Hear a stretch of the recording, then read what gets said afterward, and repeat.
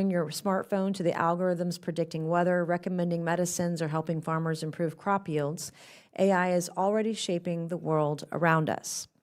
Just as we once competed for dominance in space or nuclear technology, the United States is now in a race for leadership in AI.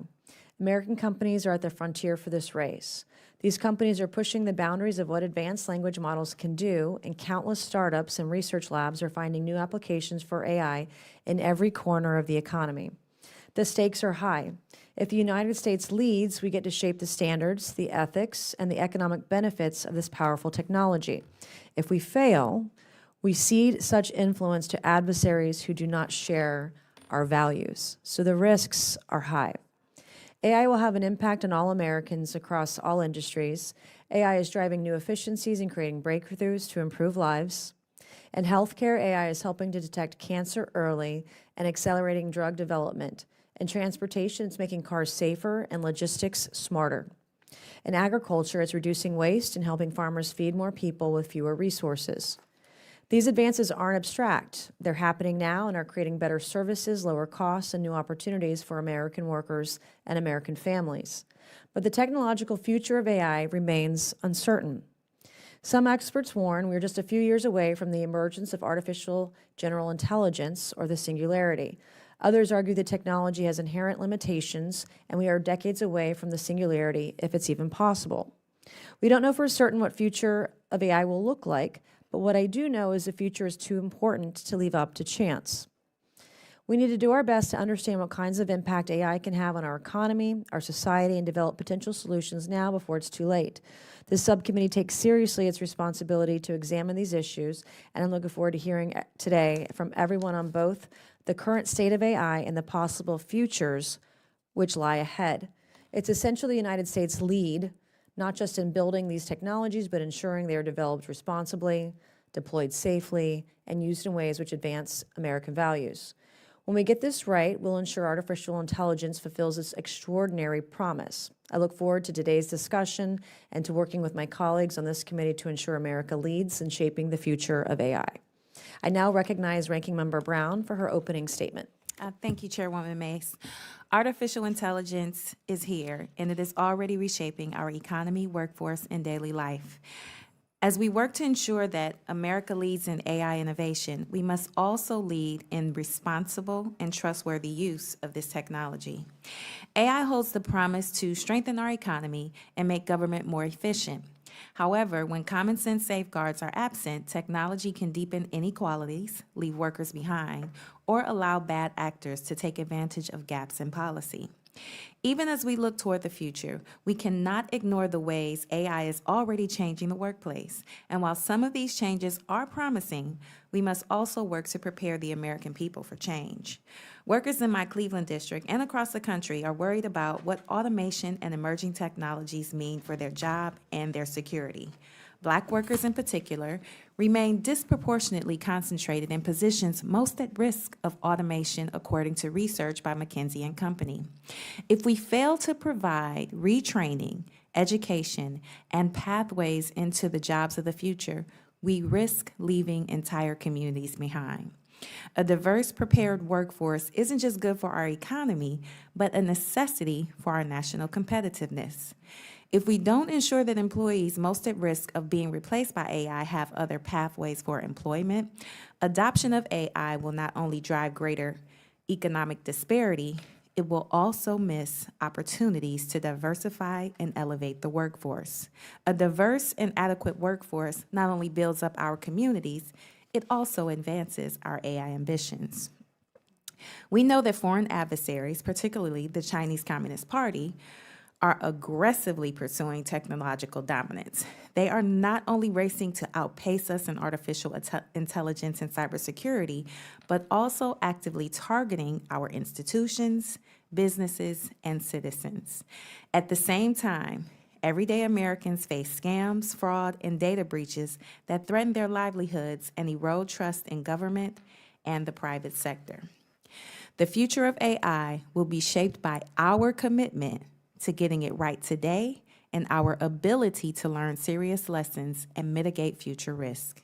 That is why our oversight work must focus on sense, holding accountable scammers who prey on vulnerable communities, and investing in our workforce to ensure resiliency. We must ensure that innovation does not come at the expense of fairness, security, or opportunity. Thank you to all the witnesses that are here today to discuss this critically important topic. And with that, I yield back. Thank you, Congresswoman Brown. I'm pleased to introduce our witnesses for today's hearing. Our first witness today is Ms. Kinsey Fabrizio, President of the Consumer Technology Association. Our second witness is Mr. Samuel Hammond, Chief Economist at the Foundation for American Innovation.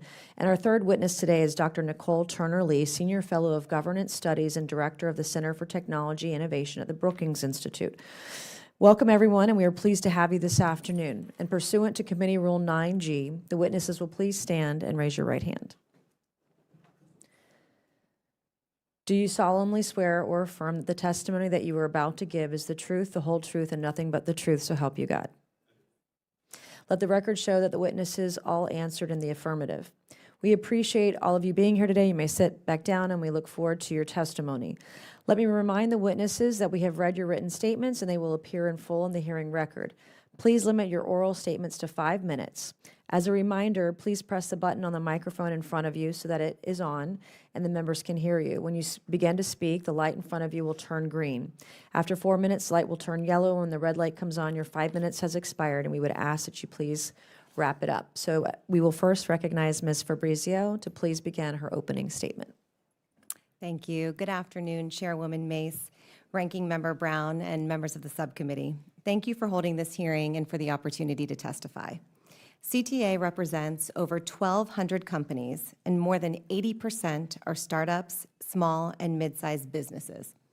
Our members power the American economy and support more than 18 million jobs.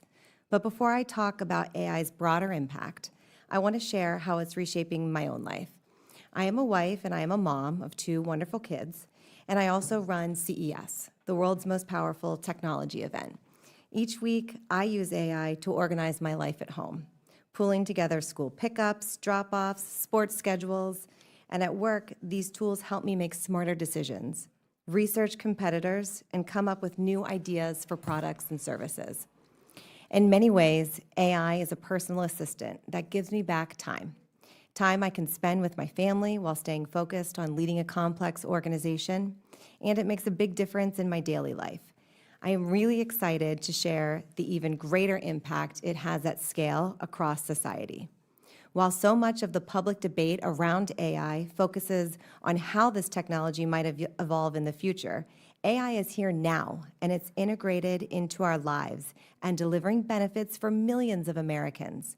We see these technologies in action at CES, where innovators come together. From AI-powered health insights from Abbott and Withings to John Deere's autonomous tractor, to Oshkosh and Waymo's collision avoidance and autonomous technologies, and even Siemens' digital twin platform for manufacturing. These products are already in the market and making amazing changes. Still, we're just scratching the surface of what AI can do. Today, we see AI and digital twins that can simulate everything from factories to city planning. Agentic AI, which are autonomous systems that can manage everyday tasks.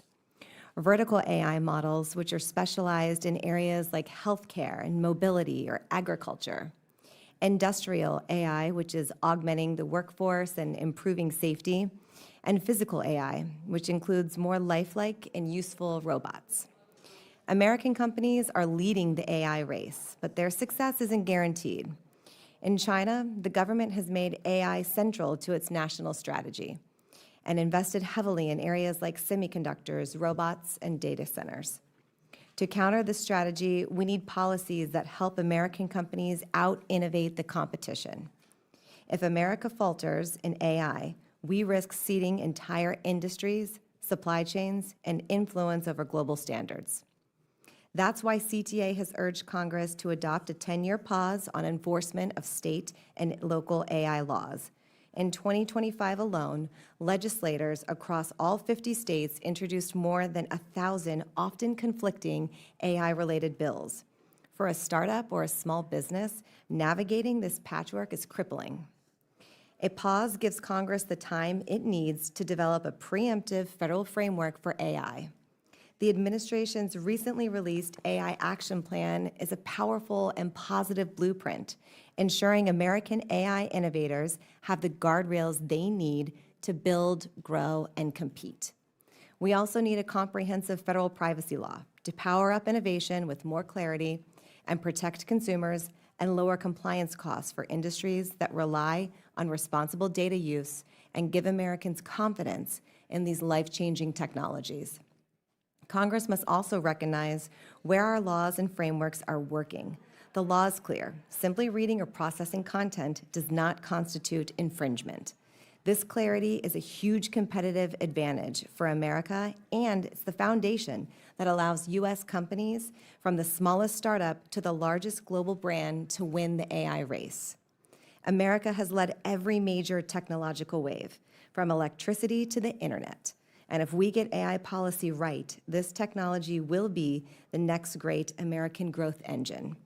If we get it wrong through fragmented or restrictive regulation like the EU's AI Act, we risk exporting those jobs and that leadership overseas. CTA believes the path is clear. Foster innovation, protect consumers, and ensure America sets the rules of the road for AI. I look forward to working with this committee on a bipartisan basis to shape our AI future. Thank you, and I look forward to your questions. Great. I now recognize Mr. Hammond to please begin his opening statement. Chairwoman Mace, Ranking Member Brown, members of the committee, thank you for the opportunity to testify today. My name is Samuel Hammond. I'm the Chief Economist for the Foundation for American Innovation. We're a group of technologists and policy experts focused on developing technology, talent, and ideas to support a freer and more abundant future. The capabilities of frontier AI systems are improving at a stunning rate. 5 years ago, large language models could barely generate coherent English text. Today, they can hold forth on any topic, reason through PhD-level math problems, and code entire applications from scratch. Recent AI progress, including the rise of reasoning models and AI agents, has been largely driven by breakthroughs in reinforcement learning applied to LLMs. Language models gain their raw intelligence by predicting sequences of text, but with reinforcement learning can be trained to follow instructions, use tools, and pursue complex goals. Scalable reinforcement learning for language models to give them reasoning and goal-directed behavior was only unveiled a year ago, but is already driving rapid improvements in domains like math and programming. The scope and significance of this breakthrough is still not fully appreciated, though. In principle, these techniques can be used to create superhuman AI agents in any domain where success can be objectively benchmarked. Math and software engineering are just the low-hanging fruit. The AI research organization METER carefully measures progress in AI autonomy and has found that the length of tasks that AI agents can perform doubles roughly every 4 to 7 months, a trend that has held for the past 6 years. While the earliest chatbots could only perform tasks measured in seconds or minutes, OpenAI's latest model, GPT-5, can coherently execute tasks that take human engineers 2 hours and 17 minutes on average. If this trend continues, we're only 2 doublings away, roughly 8 to 14 months, from AI agents that can autonomously perform tasks that take humans a full 8-hour workday. Progress in non-verifiable and open-ended domains is also accelerating, recently leading to some of the first major examples of AIs that have made novel scientific and mathematical discoveries. It is now plausible that we will have the first super-intelligent AI scientists and mathematicians by the year's end, portending a dramatic speed-up in the pace of R&D going forward. This includes AIs optimized for AI research itself, creating the glimmers of a self-improving feedback loop whereby the AIs rapidly help build their own successors. What happens when AIs get better at AI R&D than the best human researchers in the world? At a minimum, we should expect a discontinuous leap in the power and efficiency of the frontier models. But where this process tops out is still a matter of significant uncertainty. It is possible that, even with fully automated AI R&D, progress will remain bottlenecked by the availability of compute, data, and energy. It's also possible that we're only 1 or 2 major breakthroughs away from systems that can learn continuously in an unbounded fashion. Regardless, the jump in capabilities unlocked by recursively self-improving AI is likely to be profound, even within the bounds of existing infrastructure, and is coming sooner than many realize. It's worth emphasizing that creating AGI and superintelligent AIs capable of outperforming humans in every domain is the explicit goal of every leading US AI company. While some dismiss this as science fiction or marketing hype, I assure you the leaders of these companies are deadly serious. As for timing, Anthropic co-founder Jack Clark testified recently that he expects transformative AI to arrive as soon as the end of 2026 or early 2027. Even if these forecasts are on trend, AI capabilities will remain uneven for at least several more years. For a brief paradoxical moment, we will have super intelligent AIs that can prove new math theorems, but still struggle to do many things that humans find trivial. This is especially true in areas like robotics, which, despite remarkable progress, are still many years away from outperforming humans in every physical domain, given the paucity of high-quality training data. So as we run headlong into this new world, I see 4 major takeaways for national policymakers. First, monitoring frontier AI capabilities in real time should be a national security imperative of the U.S. government. Early and differential access to the developments of the frontier can provide policymakers and national security advisors with the foresight into the capabilities that are coming down the pike, giving us time to prepare and adapt. Second, as AI systems become human level and beyond, geopolitical power will be increasingly proxied by the global distribution of computing resources. America's existing lead is downstream of our massive advantages in AI hardware and data centers, but this is tenuous at best. With China outbuilding us on new energy, we must double down on semiconductor export controls or risk being leapfrogged. Third, we must quickly advance the frontier of AI control and interpretability, review our laws and regulations for the compatibility with powerful AI, and invest in much more robust cyber and infrastructure security, all priorities outlined in President Trump's AI action plan. Fourth and finally, we must open our minds to radically new forms of institutions and structures of government. From the printing press to the Industrial Revolution, every major technological transition has driven equally transformative changes to our system of government. I believe the AI revolution will be no different, but it raises unique challenges given AI's use cases for surveillance and censorship, as seen in China's model of a digital panopticon. Reconciling the advent of powerful AI systems with America's tradition of individual liberty and limited government is thus the challenge of our time. Thank you, and I look forward to your questions. Thank you. Now I'd like to recognize Dr. Turner Lee for 5 minutes. Thank you. Thank you, Chairwoman Mace, Ranking Member Brown, and distinguished members of the committee for this invitation to testify. My research focuses on policies that govern AI, digital divide, as well as innovation. Artificial intelligence is not the future, it is here. Today, several workplaces require use of AI by workers, and one report shows that 92% of companies have plans to increase their investment in the technology. In just about every sector, companies are figuring out the role of AI enhancing productivity, as well as the most appropriate investments in talent. Beyond enterprise use cases, AI is transforming the delivery of critical services in domains such as government services, healthcare, and education. And with so much on the horizon, it is imperative that we strike the correct balance of innovation and regulation.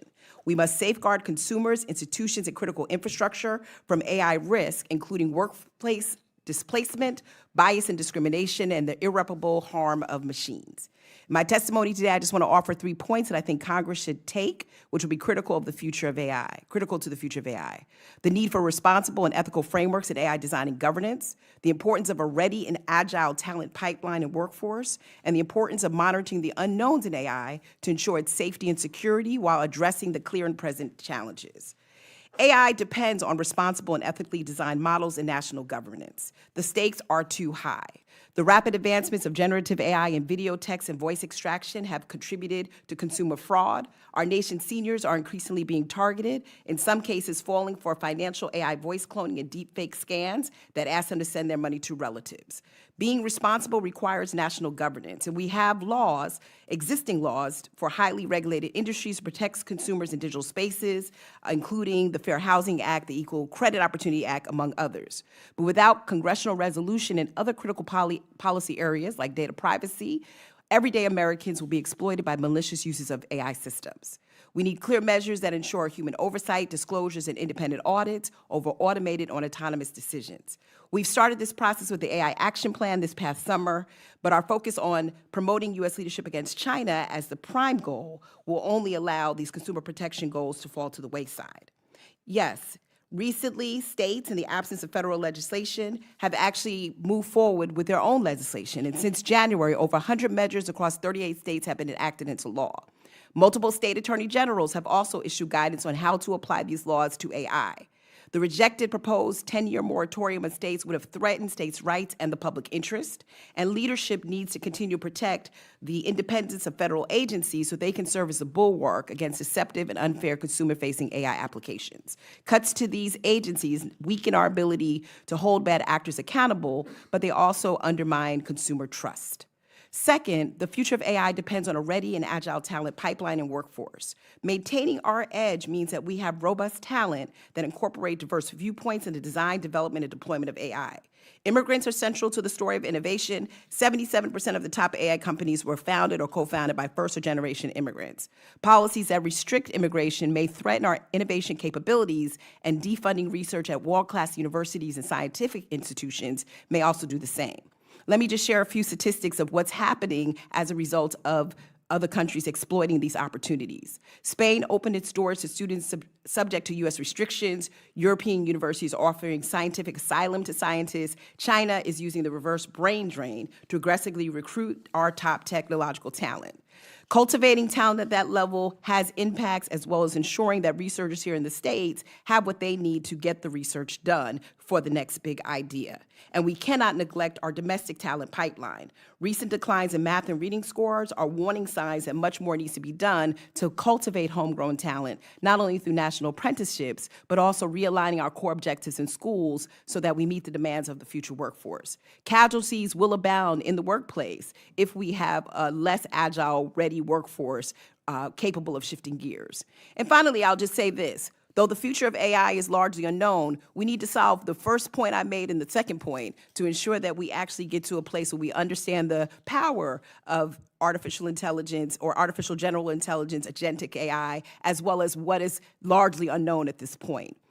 However, people like me are far more skeptical of AGI and generally the existential threats for the foreseeable future simply because we just don't know enough. And it's important for us to have those guardrails in place so that we ensure the rights and safety of all Americans central to that development, and we not abandon consumer protection in the rush to just innovate. So I will close here and implore Congress to continue to think about policies that allow us to grow a healthy ecosystem where consumers are centered and our economy and our trust in these products are also prioritized. Thank you again to the members of the committee. I look forward to working with you and taking your questions. Thank you, ma'am. And I will now recognize myself for 5 minutes and for questioning. Ms. Fabrizio, thank you for being here today. What has surprised you the most about AI? At CES, I think the most surprising thing are all the different ways that AI is solving the world's biggest challenge. The healthcare applications are the most exciting to me personally. I saw a digital twin of a heart at CES, which is used to train surgeons so that they can understand how to safely do heart surgery. That's a huge impact and very amazing. And then you talked about the 10-year moratorium and for states. Why is it so important? You know, the states' rights thing has to be balanced, but also we don't want to stifle innovation. We know China, Russia, Iran, they don't have any guardrails. They don't care. Talk about that a little bit. Yeah, well, you said it. China doesn't have that. And it's impossible for our member companies. Like I said, we have 80% small businesses, and they cannot compete and understand when there are 1,000 different potential laws that they have to comply to. It just stifles innovation completely. And for us to win the AI race, we need to remove that barrier. And it is a federal issue because it's commerce across state lines and having all those, that regulatory environment that's a patchwork in every state does make it very difficult to operate. And then, Mr. Hammond, one thing that struck me in your testimony, you're talking about compute energy. Talk to me a little bit more about that. Let's go into detail because I agree with you. It's a huge problem. How do we solve it? It's a great question. So, you know, there's only a handful of inputs that go into training and competing at the frontier with these models. There's the data, the human talent, the compute, and the energy. With China, we're basically at parity with talent. With data, they may have advantages because they don't have privacy laws. They can build They've stolen a bunch of our data. Of right? course, and they also steal data and IP. Yep. And so really it comes down to hardware and energy. China's added over 400 gigawatts to their grid last year. They're about to do the same thing this year. So our only real advantage... How much have we added to our grid? Approximately zero. I mean, we've removed coal and added renewables, and that has canceled out. And so what that means is, in lieu, but for these export controls that are barring China from our most advanced hardware, they would surely leapfrog us within a matter of years. And you think nuclear is the way? I support nuclear. I think the earliest that we'll see new reactors come online is in the 2030s. You know, it's frustrating because we see small nuclear reactors or SMRs in Japan and in France, and we don't have them here. Like, we have them in our nuclear subs. Like, can we just, it's a joke, but it's like, why can't we just plug one into an outlet? I mean, we have the technology here. Why aren't we using it, particularly with our data centers, and allow them to grow as data centers grow as well. But I do want to talk to you about the future of AI. Elon Musk has said that as early as 2026, we would have singularity, basically. So define singularity, and how quickly do you think we're going to get there? So I think there's two ways to think of singularity. One is as a metaphor for our ability to predict the future. So whatever the technology is, a singularity is a point in time where it becomes impossible to look beyond that point. Then there's the technological singularity, which is when we have AIs that can build their own successors and then potentially go off to infinity, and we don't really know what comes out of that process. I think 2026 is a pretty aggressive expectation, but I think something like that, crossing that threshold, will happen this decade. And I've talked to some folks in the tech space that say 1,000 days or 2,000 days. What do you think it'll take to get there, where AI is creating its own AI? So, I got into this topic as a young kid reading Ray Kurzweil's 1999 book, where he predicted we'd have human-level AI by 2029. That was a 30-year forecast, and actually current trend lines suggest that he was dead on 30 years ago. And so I tend to lean towards that as a date, but I think this won't look like some threshold that we pass and it looks completely different. I think we're on this sort of continuous exponential. And the thing about exponentials is they look flat looking backwards and vertical going forwards. What's the biggest concern with when we do get there, when we do hit that milestone? That we lose control in some manner, whether literally over the AIs themselves or that the proliferation, because, well, it does cost billions of dollars to train these models at first.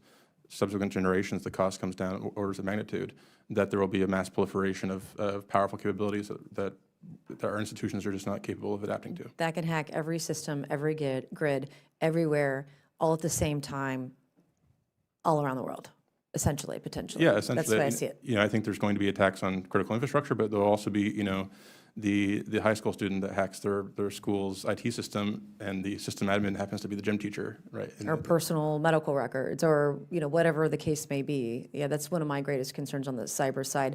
I have run out of time. I could talk all day. Maybe we'll have some more time later. So I will yield back to the ranking member and recognize her for 5 minutes. Thank you. Thank you, Madam Chair. Artificial intelligence has the potential to be in every aspect of the workforce in every corner of our daily life. This means that the federal government and private sector must collaborate to adapt to an AI present and future.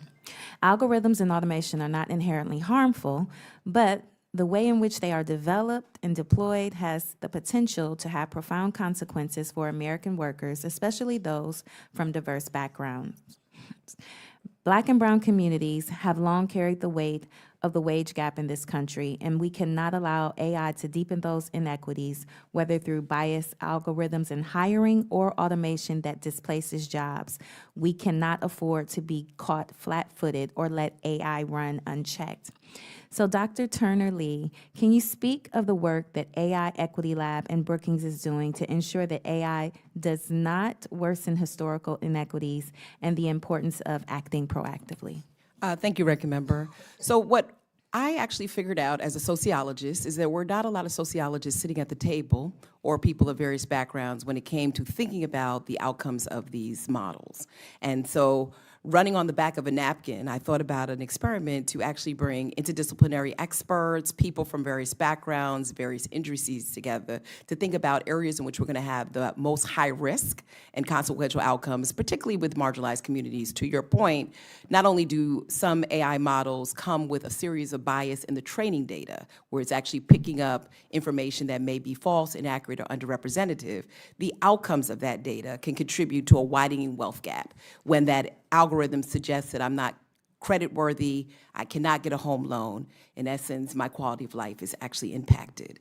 So I think one of the best ways to start with this is to widen the seats at the table and to ensure that we have scientists alongside social scientists, alongside industry sector, alongside people with various backgrounds who have concerns for the lived experiences of populations that you spoke about, especially those that are Black and brown communities. Thank you. And as more companies adopt AI technology, we must accept that the future of work is changing.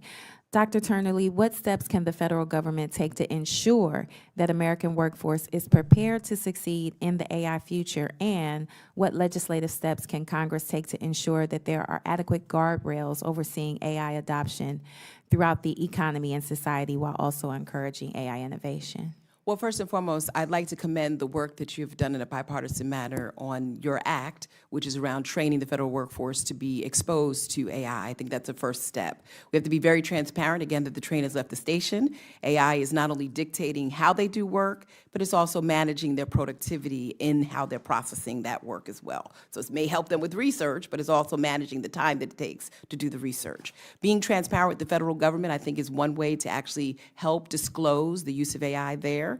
Also, making available all types of data. We have some concerns, given the recent scrub of a lot of information from federal data sets, et cetera, that there just won't be the quality of data and the integrity of data that we need. So just making sure the federal government stays on point with that and does the appropriate audits of the data that is available. I would just suggest, in terms of guardrails, there's enough AI for everybody to eat is a statement that I've been making lately. And that means that wherever you are in the workforce, you are going to in some way touch this. Improving upon our literacy, our upskilling, our ability to mentor people who may be from different generations where AI was not necessarily something that they ever thought of. I used to watch the Jetsons. I never thought that AI would come to fruition. I think, Ranking Member, those are steps that I think the U.S. government can put in place that really, in the long run, promote transparency, disclosure, and effective use. Thank you very much. I'll close with this. Our future is one where AI technology will no doubt impact our everyday lives, which is why we must carefully consider AI development now. We need federal legislation that protects Americans' rights and freedoms while preventing bias and injustice. I look forward to continuing to explore this topic with experts so that we can ensure safe and responsible innovation. And with that, Madam Chair, I yield back. Thank you. I'll now recognize Mr. McGuire for 5 minutes. Thank you, Madam Chair, and thank you to our witnesses for being here today. For the first few questions, if you would, let's answer as quickly as possible. Let's see. Mr. Hammond, you said you think singularity, based on your experience, would be 2026. And just real quick, Dr. Lee, when do you think we'll have that? Real simple. I'm a little less optimistic. I think it's going to take longer because I still think it's a little bit more hypothetical in its framing.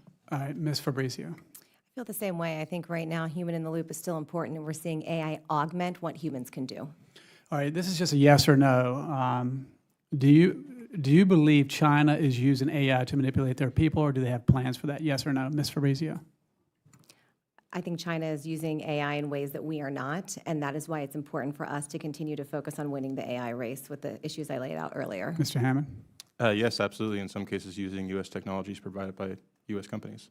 I do agree that the Chinese government has a highly surveilled state, and they are using AI not to the protection of their citizens. All right, again, just yes or no, because we're running out of time. Yes or no, the stakes are very high for AI development in the U.S. Yes.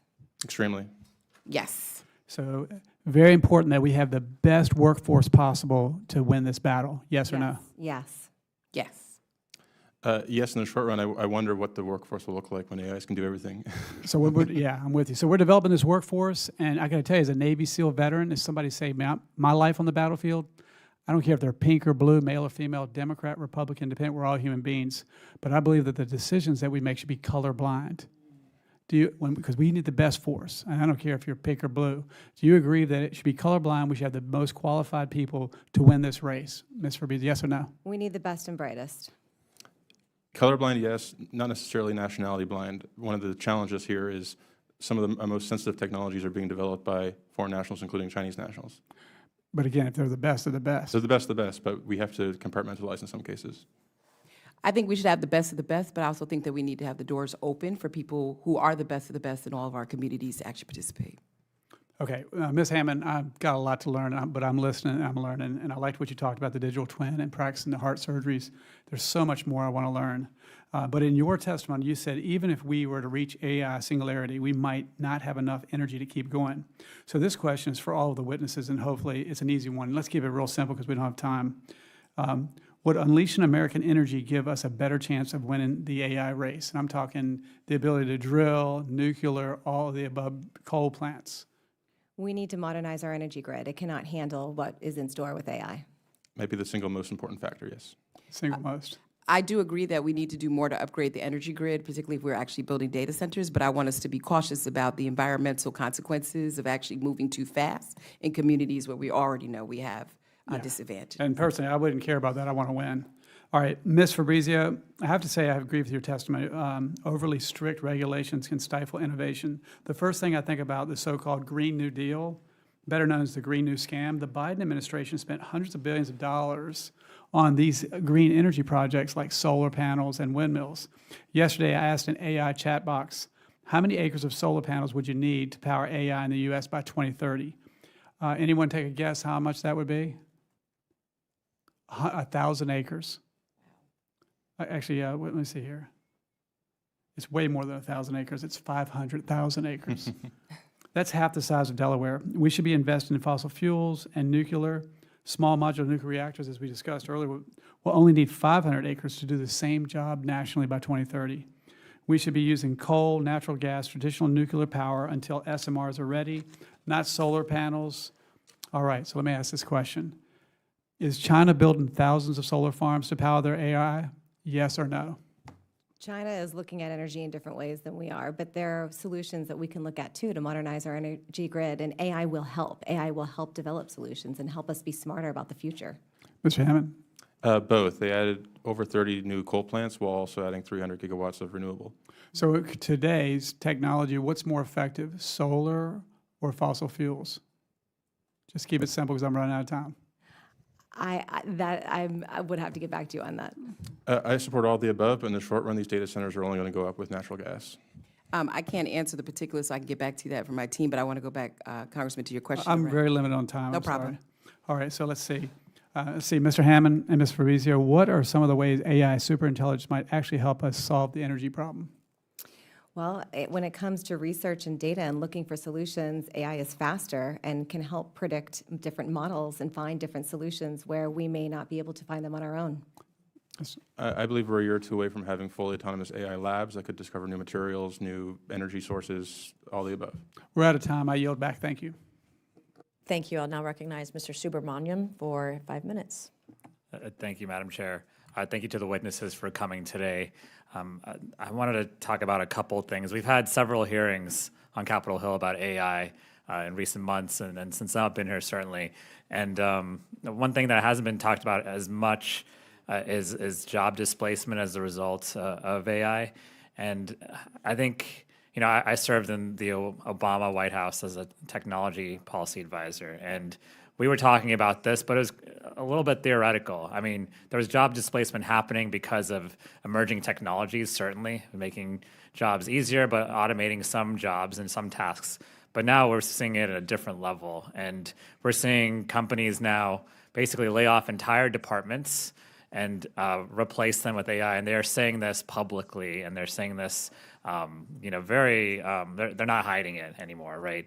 And it's their prerogative. I mean, we're not here to tell companies how to run their business, but it's creating a problem that Congress has to figure out how to address, which is jobs. Because one thing we want is jobs available for people. And we've been telling kids for the past 10 or 15 years, go into STEM, right? Learn to code. Like, that's going to be your meal ticket. You can have a job for 30 years being a coder or an engineer. And now we have AI that can do their job. And I talked to a lot of kids who got their IT degrees in cybersecurity or different types of technology, and now they're having trouble finding a job in this market. And so I'd love to hear maybe 30 seconds each witness, your thoughts on what Congress can do about it, whether we can do anything about it at all, whether it's a fixable problem right now. Ms. Fabrizio. Thank you for the question. I think the important thing to continue to focus on is investment in STEM education for AI and investment in reskilling and upskilling the existing workforce. Apprenticeships will help there. The White House AI and Education Pledge is looking at these areas, and CTA was happy to sign on to that. I'll also say that while the workforce will shift, workers will be given new tools if they use AI properly, and they'll be able to take on more capacity, be more efficient, and work smarter. Mr. Hammond. I'm relatively optimistic about the jobs picture over the short run. in particular because I think the people who are going to be most displaced are often white-collar workers who are more adaptable. However, we'll just look at wages for electricians. They've spiked dramatically. We have a shortfall in HVAC and cooling and construction, all these things that are going in as inputs for data centers that could be a major source of job growth. And more generally, I think we need to deregulate aspects of the labor market to make transitions easier. What do you mean by deregulate aspects of the labor market? Things like occupational licensing, what kind of accreditations you need. Okay, Ms. Turnerly, Dr. Turnerly. Yeah, I would say this on the education side, and I do agree with you, Congressman, that we spent so much time in STEM and computer science, and since those efforts were actually made, we've evolved and sort of retracted on those investments. I think we still need to use AI to augment education. We often put AI in the classroom instead of talking about the education of AI for students, which I think is somewhat of a challenge for many teachers and educators. I think it's important to ensure that there's equitable distribution of resources that actually train students on AI literacy, so that they're actually prepared to do more of a K through 20 shift as opposed to teaching it in early education and then teaching it in college and different levels. It would provide more consistency and more opportunities. And I think that companies need to do a better job of qualifying what jobs are going to be lost. I think it's still an unknown number of where jobs or companies are going to be affected by AI based on the decision of what departments they choose to absorb it. And then I also want to just respond to the data center side. I think we need to be careful in thinking that data centers will generate post-construction jobs and really focus on how many jobs will actually be created as a result of the data center ecosystem versus what are going to be the job creation numbers going into its construction. Do you think AI will create more jobs than it's displacing, yes or no? Ms. Fabrizio. Yes, I think whole new industries will be developed because of AI, and a tremendous amount of new jobs in the workforce will be created. Mr. Hammond. When we have fully AI automated software engineers, it's less that we lose that job category and more that we all become software engineers. And I think that will be a general pattern where we're all empowered as individuals to take on these new roles. Dr. Turnerly. Well, I think if we believe that AGI is coming quite quickly, that they will take on more of the jobs of people because of the superintelligence. I honestly think, Congressman, that AI will change the nature of jobs, and that's a conversation that we need to be having as opposed to job loss. I have more questions, but my time is up. We might have a second round, but I'll yield back. Thank you.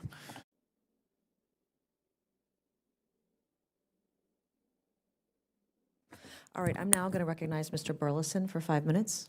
Thank you, Madam Chair. Thank you for conducting this hearing. This is one of my favorite topics. I'm going to begin by quoting Irving John Good, who was a British cryptologist or mathematician, famous for working with Alan Turing. He's quoted as saying, "Let an ultra-intelligent machine be defined as a machine that can far surpass all the intellectual activities of any man, however clever. Since the design of machines is one of these intellectual activities, an ultra-intelligent machine could design even better machines. There would then be unquestionably an intelligence explosion, and the intelligence of man would be left far behind. Thus, the first ultra-intelligent machine is the last invention that man may ever need to make." Mr. Hammond, can you elaborate on some of the success recently of some of the AI self-improvement that's occurring, where it's constantly improving itself? Yeah, absolutely. I think that it's coming in gradations. So we already have AIs that are good at coding, and a lot of the job of an AI engineer is coding. And so, there's a joke now that at these AI labs, they're no longer coding; they're just kicking the AI to fix the bugs. Beyond that, we also have AIs that are now writing their own algorithms. So earlier this year, Google released Alpha Evolve, which was an evolutionary AI algorithm that discovered new bounds on a mathematical theorem that hadn't been beaten in 47 years. Yeah, and with that, Madam Chair, I've got an article about Alpha Evolve, a Gemini-powered coding agent for designing advanced algorithms, if I could submit that for the record. And so ordered. Thank you. When Miss Dr. Lee, when it comes to jobs, I'm of the opinion, and I think you kind of touched on it, that things will change. It doesn't mean there won't be there will no longer be the need for us to have work to do. I think of it often this way. My great-great-grandparents, your great-grandparents, probably everyone in this room's great-great-grandparents were all farmers, because that's what it took. It took everyone working the fields in order to produce enough food to feed people. Today, very few people farm. It's because of machinery. And no one would go back in time, would agree that we should go back in time and say, don't let them have the tractor or the harvester, right? If anything, it's taken the power or the productivity of one person and magnified it many-fold. And that's the way I think we should think about AI. In fact, AI will be a magnifier for productivity for any individual, no matter what they do. And thus, you need the individual. You need that individual that's the core, the beginning. Would you agree with that, Dr. Lee? Oh, I definitely agree. I published a book last year called Digitally Invisible, where I went to talk to farmers in places in Southern Maryland, across the country, and guess what? They said a tractor is only as good as the broadband that it has to actually be more productive in the work that they do, but most importantly, with the compute power of AI, it'll only be as good as the facilities that we offer them to be able to be connected to these new resources, and it'll just change and transform how they do their work in ways where they don't have to go out there and measure how much rain came. They'll actually know from the comfort of their office that's sitting on their land. So I do agree that we need to have conversations about job loss as well as the transformational capacities in which jobs will change the way in which we work. I don't agree that we'll have robots bossing us around yet. I don't either. I don't either. Ms. Fabrizio, the European Union has, they reportedly, their regulations have kind of created a chilling effect. Can you elaborate on that? Yes, it's been hard for companies to innovate, and that's why you see fewer unicorns and fewer tech innovations out of Europe. I think the U.S. is doing it right, and we have many companies here. We have the most robust startup ecosystem in the world here, and we see that firsthand at CES, 1,400 startups, and many of them creating new AI innovations and launching them at CES. That's why it's really important to make sure that we have a framework that supports them. And I think we're at a place now where we just realize if we're going to stay on top competitively, we have to be the location for these data centers. We have to have these AI, housed in the United States. In order to do that, we need electricity. And Mr. Hammond, would you agree that right now we're an electricity crunch? We don't have what's needed for that demand, and we've got to change that. Absolutely, not just the data centers, but all forms of things are being electrified from vehicles on down. Thank you. My time has expired. Okay, I'll now recognize Mr. Crane for his 5 minutes. Thank you, Ms. Chairwoman. Thank you guys for coming today. I want to start with Ms. Fabrizio.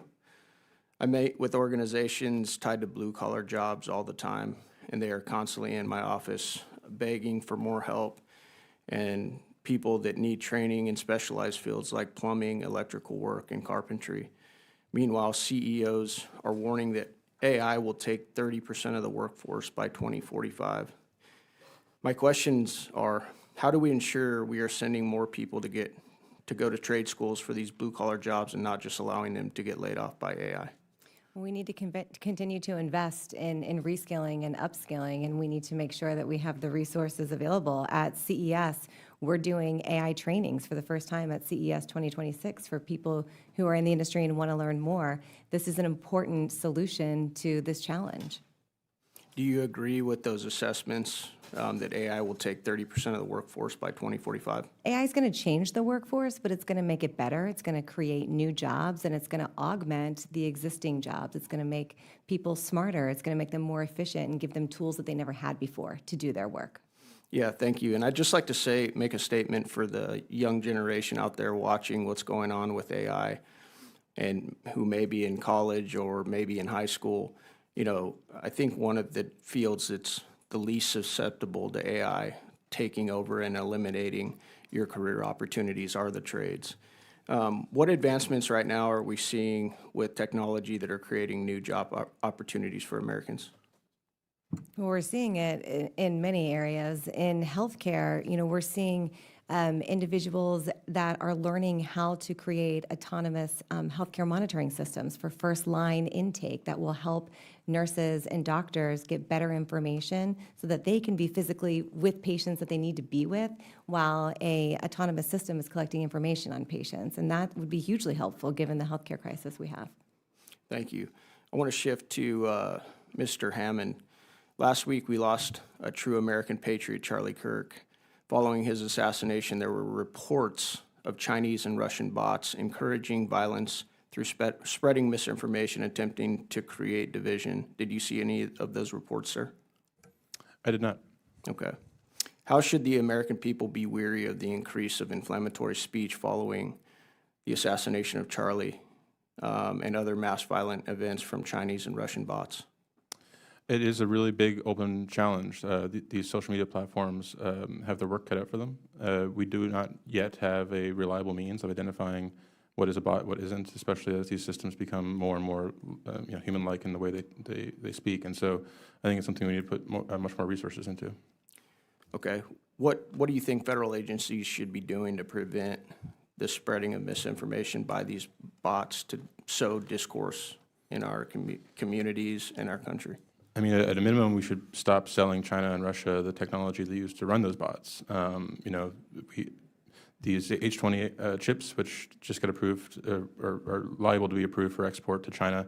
If they all go through, it's going to roughly double their data center capacity for running advanced AI models. We know from the past that they've used these chips to power their surveillance drones, to power their gate recognition technology. So we've given them the ammunition that now they're using on us. Okay, next question for you, sir. When I was growing up in school, it was often considered cheating to use a calculator on a test, right? Now we have CEOs of Fortune 500 companies basically telling their employees that they need to be using AI a few times a day, or they'll be falling behind or become obsolete. My question is, how do we balance the expanded use of AI and not demonize the use of AI while preparing our students for the future? I think education is a good example of how AI is going to force a massive rethink and reckoning in how we do a lot of things, including how we design curriculum for K-12. And there's going to be resistance, but there's already new models that are emerging. So there's Alpha School in Austin, which is trialing running AI-assisted tutoring in the mornings and project-based learning in the afternoons, and seeing tremendous results. And so I think we just need much more innovation in how we do education. What advice for this committee and for Congress do you have in regards to any regulations that you think are responsible regarding AI in the future? My three big bullet points are: one, we need to monitor the frontier, so we need to know what's coming and be able to prepare and adapt, because it's going to be a very fast-moving period of human history. So we don't want the government to be the last one to know. Number two is we need to be investing in research and development, especially around issues like control and interpretability. How do we interpret how these models work? How do we understand their behavior? How do we control their behavior? Still, the companies are under-investing in that. And then third, we need to protect our comparative advantage, which is AI hardware. So as I mentioned earlier, our one big advantage is chips and hardware. China is trying to catch up, but they are cut off right now. And if we open up those chips to China, they're going to jump ahead. Thank you. I yield back. All right, thank you. We're going to do a second round, if that's okay with the witnesses. I request a unanimous consent that the subcommittee have a second round of questioning of the witnesses. So without objection, it is so ordered. I want to pick up where Mr. Crane left off about the chips. You're referencing the H20 chip, right? NVIDIA, basically. I know China just said that they were encouraging folks not to buy from NVIDIA, but it was a different chip, right? Do you know anything about that? Yes, China's trying to indigenize their own chips made by Huawei. DeepSeek was reported to have had some botched efforts using the Huawei chips, and so the Chinese companies are all hungry for American chips. And then how do we prevent China from getting the chips? First orders, we should not approve the sale of these chips, and to the extent that we do, try to minimize the damage. Senator Jim Banks has a bill called the GAIN AI Act, which would give U.S. companies a first right of refusal to buy the chips that are destined for China. I think that's the least we could do. Is there a House version of that bill? I don't believe so, not yet. Okay. And then, even with these controls in place, China has very sophisticated smuggling operations. So not a month after the Blackwell series of chips were announced, there was a FT report that China had already smuggled in $1 billion worth of them. And so we need to do much more to crack down on How did they do that? How are they able to get away with that? Through third-party intermediaries in Malaysia, Singapore, Taiwan. They just, they buy them through these third parties that aren't on the NTD list. In some cases, they're even incorporated in the United States, and it's just a matter of getting them over the border.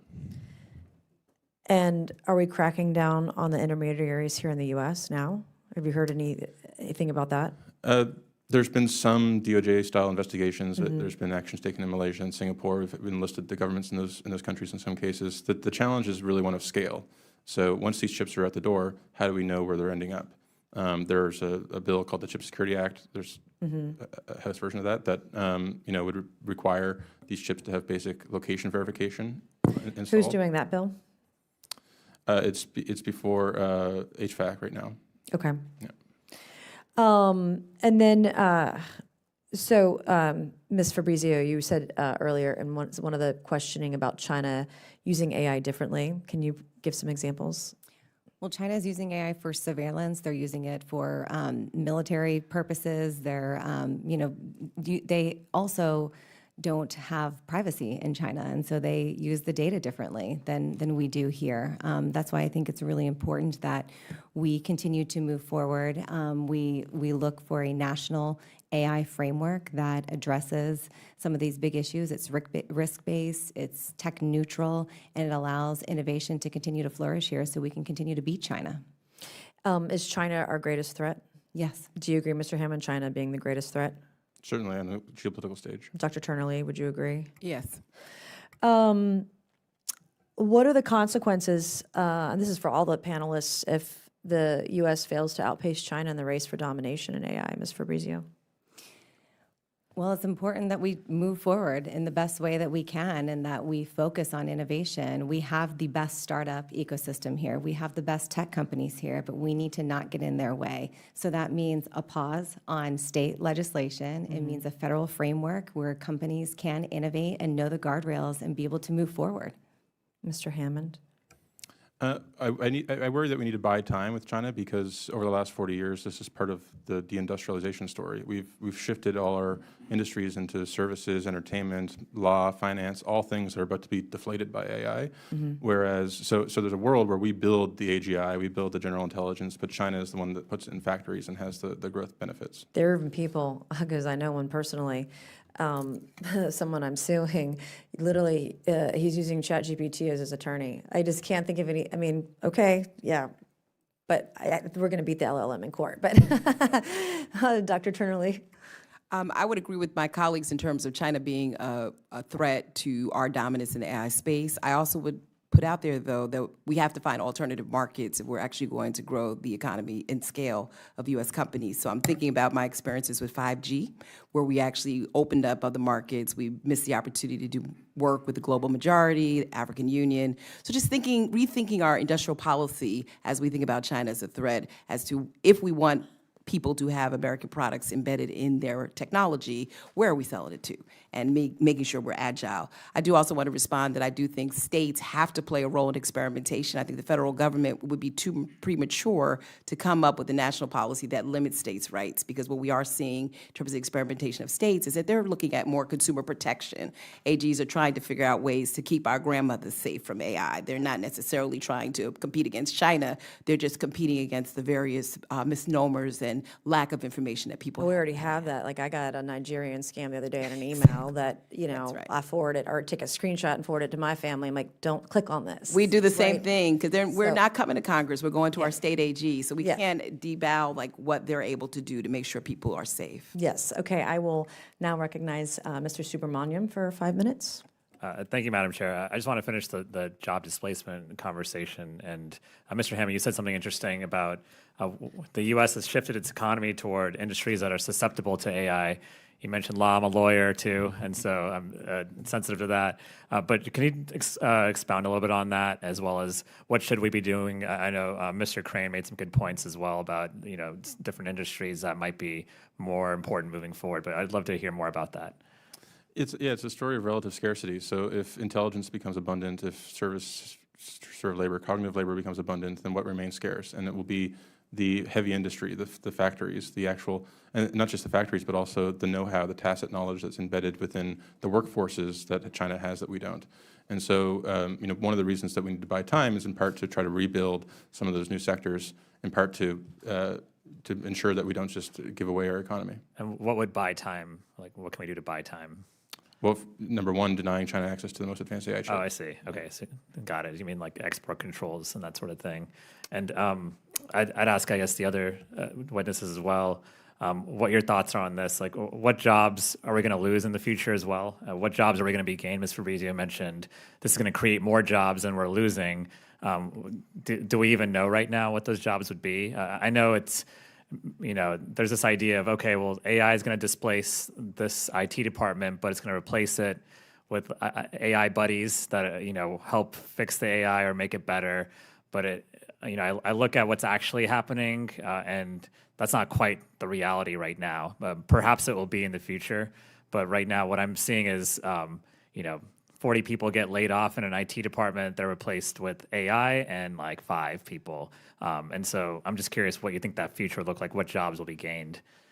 Well, every major shift, we've seen new industries and new jobs created. Think about the internet. Things, so many new industries were developed, and we see that at CES. In terms of jobs, there's AI data scientists, AI ethicists. There's new ways of building and manufacturing technology that didn't exist before, and we will continue to see more and more of that as new industries use AI and as whole new industries that we don't even know what they are yet emerge. But agriculture is one great example where we've seen new roles develop because of AI.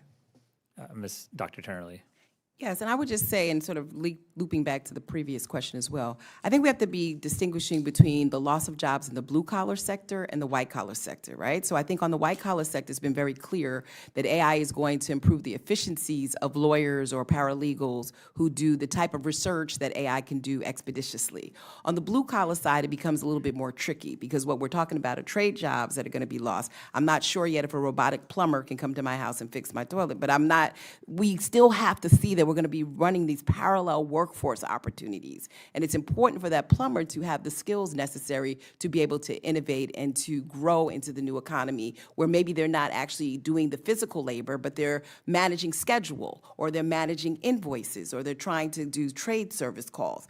I want to put that out there. I think the question that we all should have is we're going to lose collective bargaining jobs when AI comes in because it is going to replace frontline workers who essentially have had that job security as well as the union to be able to do the work that they do. So I think we have to just look at the scan and do a better scan of what that means when we say job loss, Congressman. You're right on point, and sort of divide that out based on not only productivity, but where we're going to see the most vulnerability.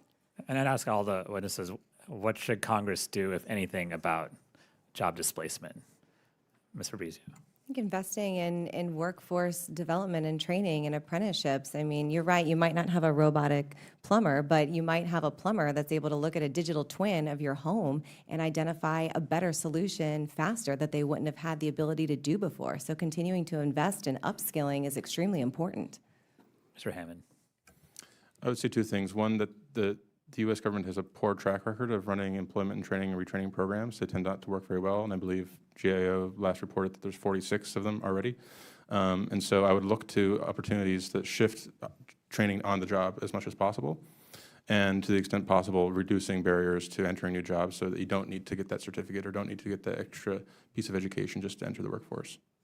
And I would say the same thing. Upskilling, obviously, cross-skilling, as the nature of jobs actually are transformed. I love the example of my colleague with regards to digital twins and some of the trade areas. And I also would say national AI literacy, so that people also understand that AI is not just the job, it's the behavior in which you approach the task that's before you. That is one of the most transformative aspects of this technology compared to any internet technologies that we've had. You can actually see AI through an appliance and figure out ways in which you're interacting with it. As a student, you can see it on your phone. So really thinking about what does AI literacy looks like so that people understand how that actually fits into the labor force. Thank you. I yield back. Thank you. Mr. Burlison, would you like to be recognized for 5 minutes? Sure, thank you. Okay. Ms. Fabrizio, at one point I think in your testimony, you talked about that without federal privacy law, businesses and consumers are navigating a confusing state-by-state patchwork. And I couldn't agree more, but can you elaborate on what, by us not having some kind of standardized laws in place and really kind of open the door for one state to squelch this industry? Well, yes, and more so, it's very harmful to businesses, especially small businesses or startups with a unique idea to try to figure out how to scale. It's very stifling to try to comply with many different state laws and to grow your market and to grow your product. And so that it can be discouraging, and that can discourage innovation, and that's not what we want to do here. We want to encourage innovation, and a federal privacy framework would help that, give some consistency and some clear guardrails and rules of the road so that our innovators can innovate. Right. Do you think we need, in general, just more broadly speaking, privacy laws related to our own personal data? Well, in terms of looking at a framework for privacy or for AI, it should be risk-based, and we should approach it that way. But I do think versus a patchwork approach that, again, companies just can't adhere to it. They can't, small companies can't afford Right. big privacy law firms to support them. That gives the big companies a competitive advantage, boxes out small companies. So that, with that being said, what would you like to see as a framework for setting wide sweeping federal law? Yeah, so we would be looking for something that is tech neutral, that's preemptive, that it's one framework, and that it's risk-based, and that it identifies those core categories, and it also, removes liability for companies that are compliant. And that, I think, would really unlock and propel innovation, move us forward. Interesting.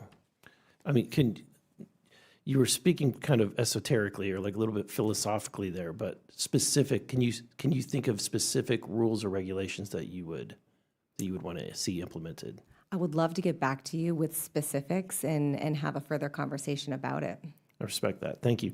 Mr. Hammond, a lot of this debate is about what the values that we're going to teach this AI, which I find interesting that we can't even agree on what free speech means as humanity. How can we trust AI to determine, or how can we attribute or provide some kind of values to AI? This is an unsolved problem as it stands. So, right now, chatbots will adopt whatever value you put in. If you tell it to talk like a pirate, it will talk like a pirate.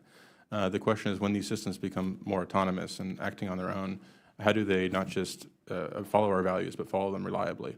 And I think that's an area still of needed for further research. Yeah, thank you. Because I'm touching back on the question I asked Ms. Fabrizio, which is that I think that the vulnerability for each one of us is that we're entering into an era where an AI can devour as much information about you as possible, and weaponize that against you. And so that is something I think is a concern. And the question is, how do we protect people's rights? For example, every day I get annoying phone calls for people that want to know if I want to sell my rental homes. Every day. I had never signed up for anything. Somehow they know which homes I have, and they just always want to call me. I can only imagine how bad that's going to get, how much worse it's going to get. So, which is why I think we should be considering, on a federal level, having a tighter grip or control on the data about individuals, particularly important data, whether it's the electronic medical record. We may need to do something like what we did with HIPAA, or extend that beyond just your medical privacy. Dr. Lee, you're nodding your head. I'm nodding my head. We are way overdue in the United States for a national privacy standard that would actually dictate what goes into the machines, what comes out of it, in terms of what we consent to, not consent to, implicitly, as well as, the ability of third parties to get a hold of that. You get calls about your rental property, I'm offered $100,000 every day through some type of voice clone. So I think that, alongside deep fakes, which actually only exploits the opportunities that you're talking about, we really do need federal privacy legislation to slow this down. Thank you. I yield back. All right, I'll now recognize Mr. Crane for 5 minutes. Thank you. I want to get back on this chip conversation that we were having. Dr. Hammond, you were talking about the need to buy time, and I believe we were talking about the H20 chip. Is that correct? Yes, sir. Are those manufactured in Taiwan or the U.S.? Primarily Taiwan. Do you have fears that China has stated repeatedly that their plans are to take Taiwan, and by doing so would have access and control of all of these chip companies that the U.S. has invested in. I'm very concerned about potential invasion or blockade against Taiwan. I would say that if that were to occur, the TSMC would not be long for the world. On that note, just to unpack it for the American people that might be watching, what percentage of chips that we use as American consumers and in AI come from Taiwan? When it comes to the most advanced AI logic chips, like the products NVIDIA produces, over 90%. 90%? But with the new TSMC factories going up in Arizona and elsewhere, we're going to try to grow our share, but right now it's... Isn't it like 60% of semiconductors that we use come from Taiwan as well? Yeah, across the board. What do you think would look like if that scenario were to unfold within the next couple of years? What do you think effects that would have on the U.S. economy? I think we'd have a global depression for number one, and then number two, all our products from our car door to our toaster have semiconductors in them. When I've heard experts talk about, standing up these manufacturing capabilities, that, building these advanced chips, it's not easy. It often takes decades. Would you agree with that? It can from scratch, but the fab going up in Arizona is actually ahead of schedule and showing very good results after only a couple of years. So you think within a couple of years we can be producing these most advanced chips right here in the United States? If similar style, like if a CHIPS Act 2.0 were to come across, we could do this again, yeah. Ms. Fabrizio, you talked about other eras within history, like the invention of the internet, and you compared that to AI to kind of make your point that, anytime there's been serious innovation within industry, it often leads to new jobs, other fields that we don't even yet know about. Do you think that that's coherent and fair looking at what we're facing here with AI? Do you think it will be similar? Do you think AI will be a lot more disruptive for jobs and the economy than anything we've ever seen? I think it'll be a good shift that we see. There will be disruption, but I think it'll be positive. I think it'll allow us to solve some of the biggest challenges that we have. Think in healthcare, we have a healthcare worker shortage. We have more sick patients. Think food insecurity, think farming, agriculture, energy, mobility, smart cities. I see all of these solutions at CES. I see amazing groundbreaking technologies, and I would invite you all to come to CES and see them too, and see how the future will be amazing once we continue through this shift, if we allow the U.S. to be the leader and continue to be the leader. Do you agree with that, Mr. Hammond? Yes, I'd add a component to this. A vital component is cybersecurity, infrastructure security, right? So it's one thing, we need these data centers in this country, first and foremost for sovereignty, right? If we're going to be running a third of the economy through these data centers, if they're going to be contributing to GDP, they should be within our borders, within our jurisdiction. But then that also creates a single point of failure, right? If the power goes out today, we're still able to have a conversation, but in the future, if the world is running on AI, that's a huge critical piece of infrastructure that could be taken out. Yeah, I think we did a hearing on this same topic probably a couple months back, and one of the AI titans, we brought in an article, and he said within the next 1 to 5 years, like 50% of all entry-level white-collar jobs are going to be gone. So you think those folks are all going to be able to find new jobs? Well, I don't think those jobs will be gone. I think there will be different jobs, and those people hopefully will be focusing on upskilling. They'll be using AI. We've all heard that AI won't replace people, but people who use AI will replace people who don't. And so that is how I look at it, and I do think that is the shift that we will experience. Okay, so you guys don't think this is going to be like one of those times where we told coal miners, hey, when your plant goes under and we get rid of it, we're going to teach them how to code? You guys remember that a couple years ago? What do you think those coal miners are thinking right now? How many of them do you think learned how to code? And obviously this is... the coders how to mine. It's not your I'm not saying it's your responsibility. I'm just saying this is one of the biggest concerns that I have when I look at what's going on with AI. I agree. I think upskilling and investing in the future workforce is extremely important, and it's something that we have to do, and we have to bring people along. But that involves education. It starts with STEM education early in AI and continued investment there, and being future looking. I get it, but a lot of these folks that already have these jobs, they already got their education that in many cases are going to be worthless. Would you agree, Dr. Turner? Or- Oh, of course. I think what you're actually pointing out, Congressman, is that we need to do more research on this, and we need a little bit more data before we jump in here and start asserting what we think the workforce will look like. Thank you. I yield back. Okay. In closing, as we wrap this up, I want to thank our panelists once again for being here this afternoon and providing their testimony. I would like to yield to the ranking member for any closing remarks. Thank you, Madam Chair. I think some really interesting points were made by members of the committee today.